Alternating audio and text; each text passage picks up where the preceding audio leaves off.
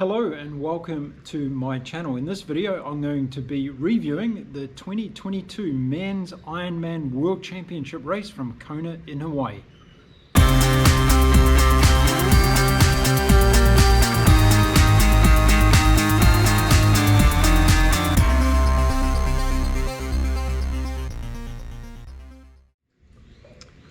Well, welcome to the channel, and if you're not already a subscriber, please hit the subscribe button and don't forget to leave your comments and views throughout this video. I'm really interested to hear what you thought of the 2022 Ironman World Championship men's race from Kailua, Kona in Hawaii this past weekend.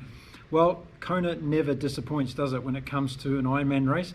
And this year's men's race was no exception. If you haven't watched my preview video for this World Championship race, please check it out. I've put the link in the description below. So let's get on talking about the race itself, and what a fantastic race it was.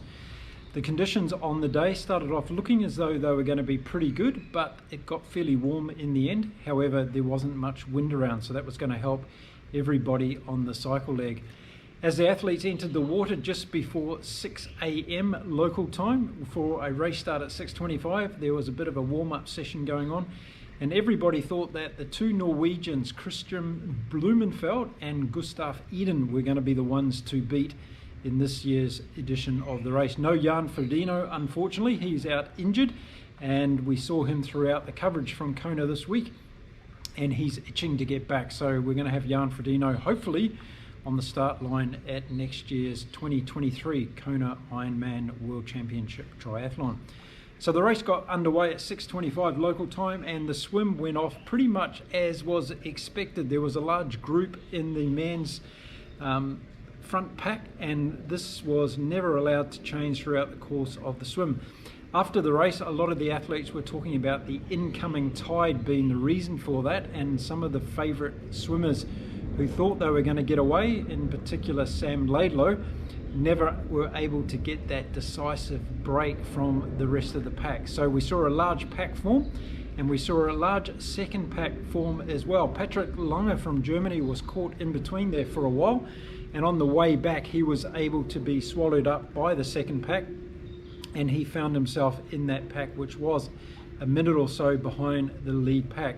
But as we came along the Kona Kailua pier there, coming into the transition number one, it was a very close race indeed, and in fact there was only a couple of people who stepped across the line first, Sam Laidlow getting across for the swim win. Now the transition this year had to run around the entire transition area, which adds a good minute and a half to 2 minutes to the race time, and before the cyclists were able to get on their bikes and head out onto the Queen K Highway heading towards Hawi, it was a little bit of a longer transition. And right from the start we saw Florian Anger and Sam Laidlow decided to take this race up along with Max Newman from Australia. And it was pretty interesting in the beginning actually, because it wasn't until there was a couple of penalties. Magnus Dietleff got a penalty late in the bike race, and we saw Florian Anger also get a penalty fairly early on in the bike race. Now it worked out in the women's race on Thursday that these penalties didn't really have too much of a big impact on the outcome of the race, and so was the case in the men's race. But the bike leg was pretty interesting out to Hawi. Sam Laidlow decided that he was going to take this race on, and he led from the front. And up until when Florian Anger got his penalty, those two were together with Max Newman as well. Heading up to Hawi, by that time of the race we found out that there wasn't going to be too much wind in this particular year's event, which was good for all the contestants, and it gave us an excitement that we were going to see a very, very fast time. The race really starts when we get to Hawi, and the athletes turn around the turning buoy there and come back towards Kailua, Kona. And it's at that stage anybody in the lead of the bike race decides whether they're going to put the foot down and try and get a substantial gap over the rest of the competitors. We saw the favourites in Kristian Blummenfelt and also Gustav Iden being able to keep in touch on the bike, and those guys were riding near the front, and they had a healthy break over some of those other competitors that I had talked about in my pre-race video. And those other competitors consisted of Lionel Sanders, who got really left behind in the swim, ended up having a fairly bad race.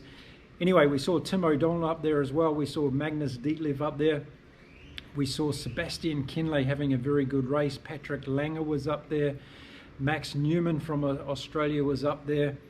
And we also saw Leon Xavier from France and Joe Skipper from the UK also doing very, very well on the bike. Everybody was looking out for Cameron Worth, the Australian who rides professionally for Team Ineos, and everybody was expecting for him to come through on the bike leg. Well, that never eventuated. In this case, Cam Worth's been ended up eating his words after the bike leg, because Sam Laidlow carried on with his fantastic form by the time he got to Hawi, and he kept that pressure on right until the end of the bike leg. And in fact, we saw a new bike course record this year from Sam Laidlow, and it was 4 hours, 4 minutes and 30 seconds, an astronomical bike leg from him, pulling over 315 watts for 4 hours. That's an extraordinary, and a tremendous gap he had as he got off the bike heading into the run leg. Now, the interesting thing was that Gustav, Iden and Kristian Blummenfelt were right there in the transition two together, and it looked like those guys were going to be able to run Sam Laidlow down. The interesting fact as we came out of transition two was the position of Max Newman from Australia. He'd previously won the Cairns Ironman race 3 times, which is the Asia Pacific Championship event, and he's also run sub 2:40 for a marathon. So it was very interesting to see what Max Newman was going to be able to do on the marathon as he headed out with Kristian Blummenfelt and Gustav Iden. It wasn't too long into that marathon that Max Newman overtook Kristian and Gustav, and it seemed to me that he was burning too many matches at that early stage. And this is a problem that a lot of the athletes have when they come out of that transition number 2 and head out onto the marathon. They've got all the hype and adrenaline of finishing the bike, but they've also got all that inspirational support from all the spectators along Alihi Drive, and that just takes them to another level. And we've seen it both in the women's now and in the men's race on Saturday, where we saw that some of these runners went off too fast in the beginning, and I think Max Newman was one of those runners that actually burnt too many matches along that early part of the run, that first 4 or 5 kilometers. As we headed up Palani Road and out onto the Queen K Highway, Sam Laidlow had a good lead and was starting to extend his lead. And this was really, really interesting, because everybody was thinking, okay, well, it's only a matter of time before Kristian Blummenfelt and Gustav Iden, the 2 Norwegian superstars, were going to track down Sam Laidlow and take over the lead. Well, that didn't happen in this race, and we saw Sam Laidlow holding on and heading out towards the Energy Lab. Now, everybody talks about the Energy Lab in this amazing Ironman World Championship at Kona, and that's for a reason, because it comes just 10 or 15 kilometers before the end of the race. And by the time Sam Laidlow got to the Energy Lab, he had a comfortable lead, although it was starting to come down a little bit. But one thought that if he got through the Energy Lab, he got himself back up onto the Queen K Highway, then he was going to have a chance to win this particular race. He was on a fantastic day, there's no doubt about it, after a 4:04 bike leg, and then getting out there and stretching his lead in the marathon was something to be behold. And unfortunately, it wasn't going to be the case. We saw a fantastic fight back between the Norwegians, first of all, down in the Energy Lab. Every time we saw the cameras on Gustav Iden and Kristian Blummenfelt, I always thought that Gustav Iden was looking the fresher of the two. He was making up distances at the aid stations whenever he fell behind quite easily. And as we know now, after the race, Kristian Blummenfelt said that Gustav Iden was absolutely the stronger of the two of them on the day, and Kristian was doing everything he could to hold on. But the race really got underway as we came out of the Energy Lab, and Gustav Iden decided to put the foot down, and he took off and got a concerted break from his fellow countryman in Kristian Blummenfelt. Back up onto the Queen K Highway, and Sam Laidlow was doing very well in holding his pace, even though he was looking like he was getting tired. I'm sure he was at that stage into the race, as were all of the other athletes flowing behind. Sebastian Kienle was having a great marathon, as was Magnus Ditlev. Magnus Ditlev had to serve that 5-minute penalty just at the end of the bike leg, and that really had a big impact on his race, both mentally and physically, I'm sure. And he was running really, really well in front of Sebastian Kienle until Kienle caught him up and went past. So as we headed into the last 10 kilometers of the race, we saw Gustav Iden from Norway put in a major surge, and this took him right back up to the back of Sam Laidlow and finally passed him.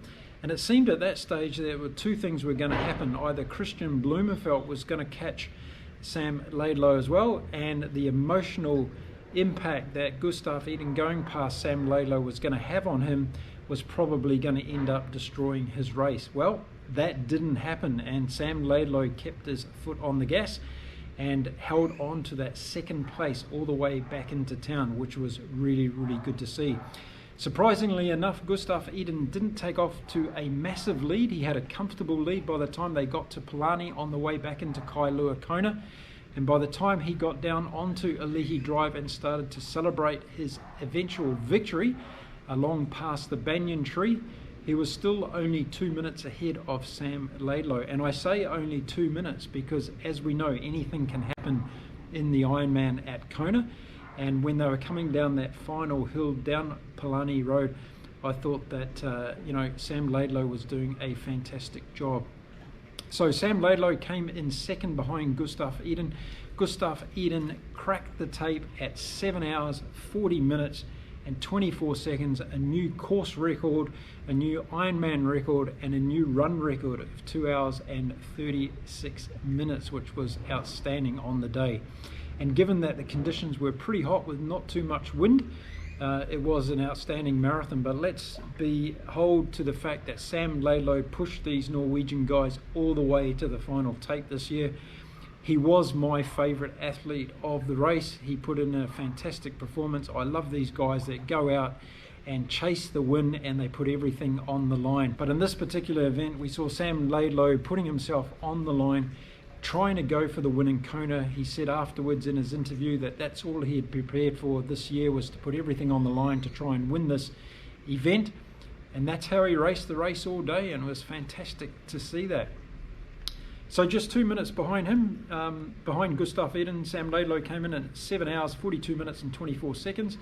And then a further 59 seconds back, we saw Kristian Blummenfelt coming in 7 hours, 43 minutes and 23 seconds. Max Newman held on in fourth position. He was catching Kristian Blummenfelt for a little while on the run, and he came in 7 hours, 44 and 44 minutes.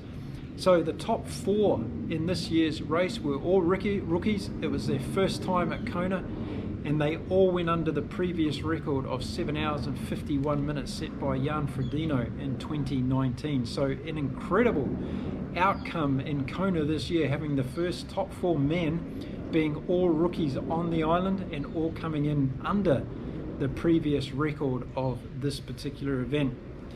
In fifth place, we saw Joe Skipper coming in. He had a great marathon and a great bike to end up with 7 hours 54.05, so just outside of Jan Frodeno's old world record. Sebastian Kienle, his last race at this particular event, it was his 10th time here on the Big Island, and he came in 7 hours 55 minutes and 40 seconds. A fantastic run by Kienle. He overtook Magnus Ditlev in the end, and he started putting a bit of pressure on Joe Skipper as well. So a fantastic event. I'm sure Sebastian will be very, very happy to go out and leave his career, retiring from the sport of Ironman triathlon, and having such a fantastic final race at Kona. In seventh, Leon Chavier from France, 7 hours 55 and 52 seconds.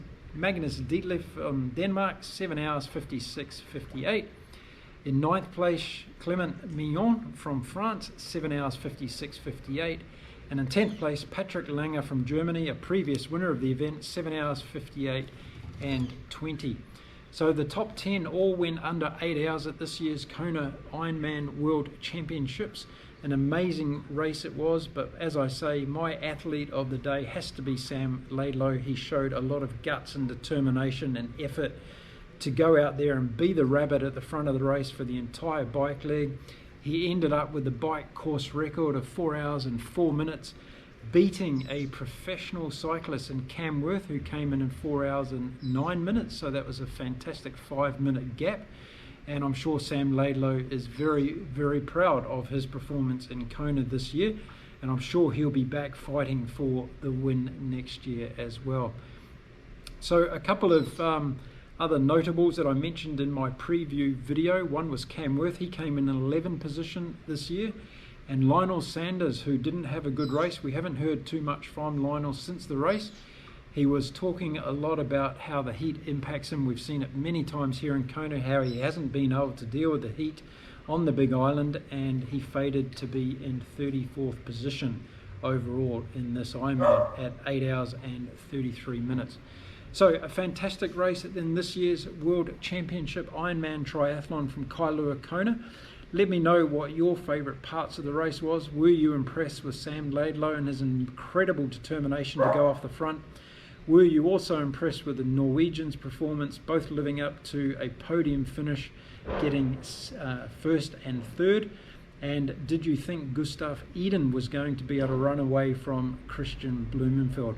Lots of subplots in this Ironman this year. It was a fascinating race, and I'm already excited about next year's race, waiting for Jan Frodeno to come back and see whether the Norwegians are going to come back for another crack at this race, or whether they're going to choose to continue their preparation for the Paris Olympics, which are taking place as well. So there we go. That's my wrap on this year's 2022 World Championship Ironman Triathlon from Kailua, Kona. I hope you enjoyed the race, and I also hope you enjoyed this video. If you did, please subscribe to the channel, leave me your comments and give us a thumbs up, and I'll be back again soon in another video. Until then, stay well everyone, and get out there and go for a run.